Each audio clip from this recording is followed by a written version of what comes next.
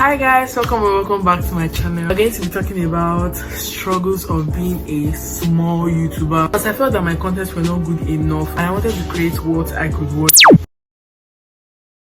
It's been about 4 years since I made that video and I'm still struggling.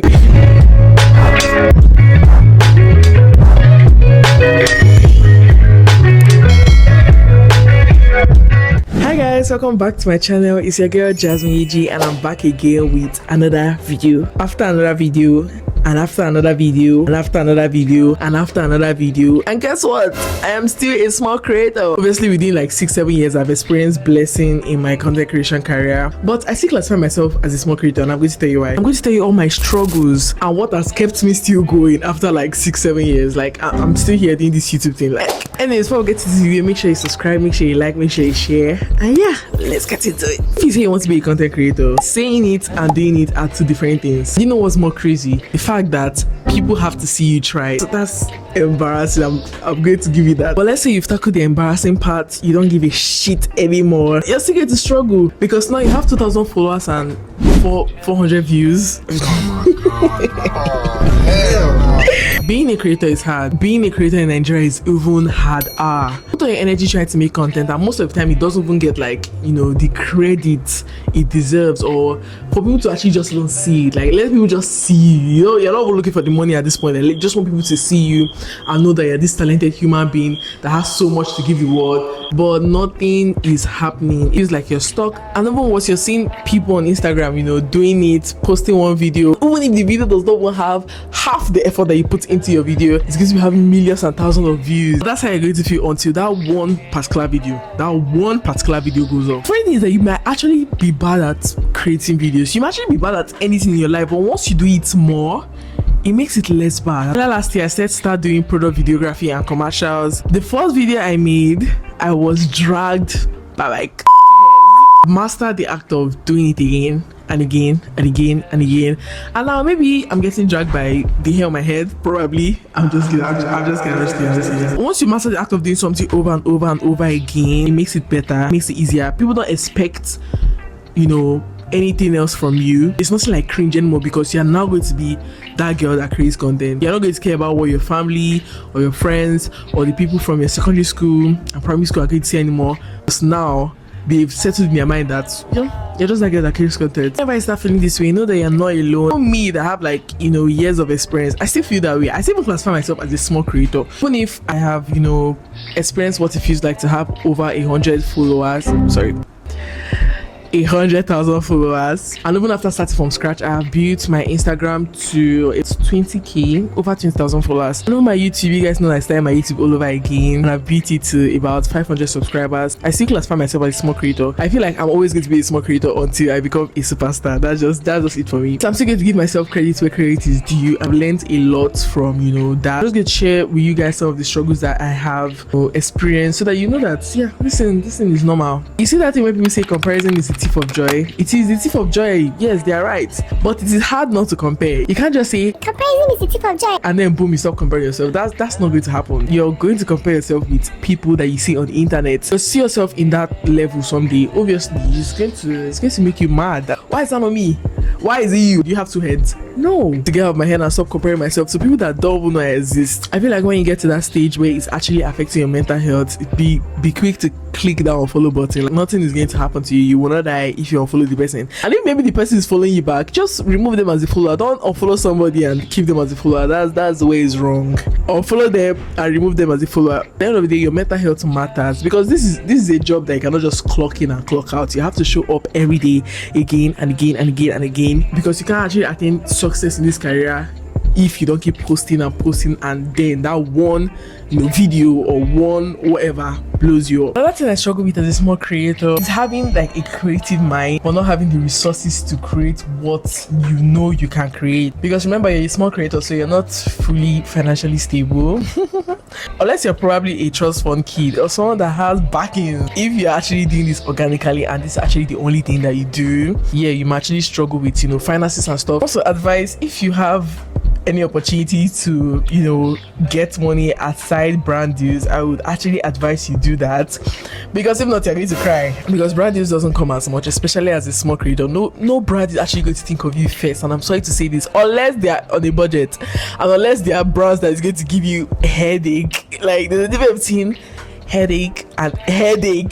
Try to monetize your skills, to do something on the side. Just make sure that you're not solely dependent on brand deals to end in your career, especially as a smaller creator. So have to keep in mind that not every day is going to be Christmas. Maybe you made a video and it blows up, it gets like 2 million views, the next video might get 100 views, and that's okay. That's fine. It's very important for you to surround yourself with like-minded people that are probably into content or know what it's about, because having people that are not into content is going to kill your spirit. And also, if you have the mentality that, oh, nobody's going to take your pictures for you, nobody's going to shoot your content for you, that means you're not going to create content, you're not going to be successful. I tell you that for sure. I had it easier because I had a friend that was into content, and we have basically begun all our things together to this very point. But you don't need that. Get yourself a tripod, shoot at home, shoot in a style that you feel is comfortable for you, and just make it consistent. That's it. It's a struggle, and that's why I'm mentioning it, because sometimes people don't really get you, especially your friends, when you're whooping the camera out when you guys are doing things. It's like, God, it's so annoying, it's so cringe.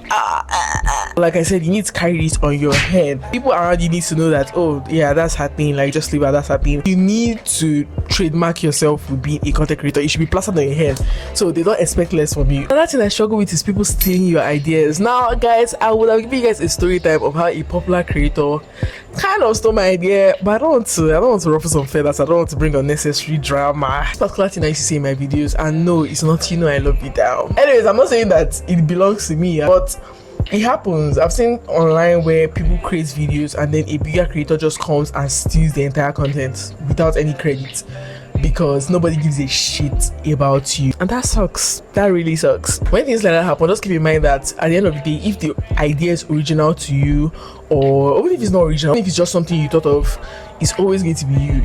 You are not going to do it better than anybody else. It's always going to be like copy and paste when the other person is doing it. So yeah, no, creators are actually going to be very rude to you, especially if you get invited for events and stuff. They are going to, you know, base your value off the amount of followers they have, which is crazy. Like, why will you base someone's value off the amount of followers that they have? As the industry is a dog eat dog system. And then if you're getting some kind of motion, people want to be your friend so that they can see themselves on your story. But then once that motion dies, crickets. Nobody wants to be your friend anymore. Nobody wants to repost to you because they don't see the need, because even if you repost them, it's not going to get them as much value.